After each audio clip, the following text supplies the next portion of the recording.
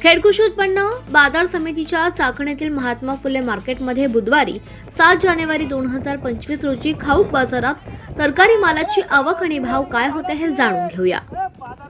उत्पन्न बाजार समिती उपबाजार महात्मा फुले मार्केट यार्ड या ठिकाणी फळभाज्या असेल, पालेभाज्या असेल यांची आवक ही प्रचंड प्रमाणात झालेली आहे, परंतु गिराईक अतिशय कमी आहे। आज रोजी कोबी असेल, कोबी 7 ते 10 रुपये किलो आहे, फुलावर सुद्धा 10 ते 15 रुपये किलो आहे। वांग्याला तर भाव एकदमच कचरा मोल झालेले आहे, वांगी 10 ते 15 रुपये किलो आहे।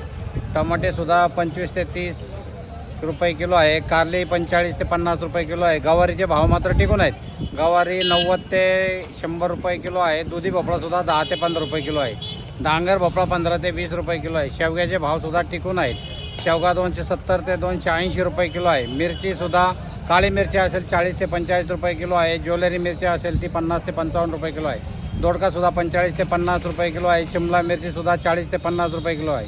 श्रावणी घेवडा सुद्धा भाव एकदम कमी आहे, श्रावणी घेवडा 20 ते 30 रुपये किलो आहे। वालवर सुद्धा 10 ते 15 रुपये किलो आहे, चवळी सुद्धा 20 ते 30 रुपये किलो आहे, तोंडली सुद्धा 20 ते 30 रुपये किलो आहे।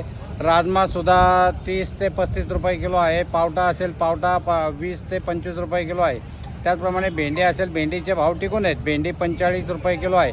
गाजरचे भाव एकदम डाऊन झालेले, गाजर 10 ते 12 रुपये किलो आहे। घोसाळे सुद्धा 20 ते 25 रुपये किलो आहे, बीट 10 ते 20 रुपये किलो आहे। काकडी सुद्धा 10 ते 15 रुपये किलो आहे, तूर 30 ते 50 रुपये किलो आहे। पापडी असेल, पापडी 15 ते 20 रुपये किलो आहे।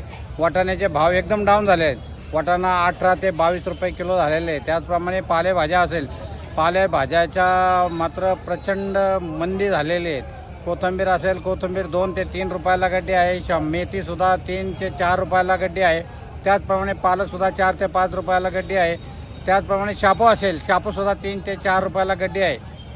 आज सर्वसाधारण बाजारात अशी स्थिती आहे।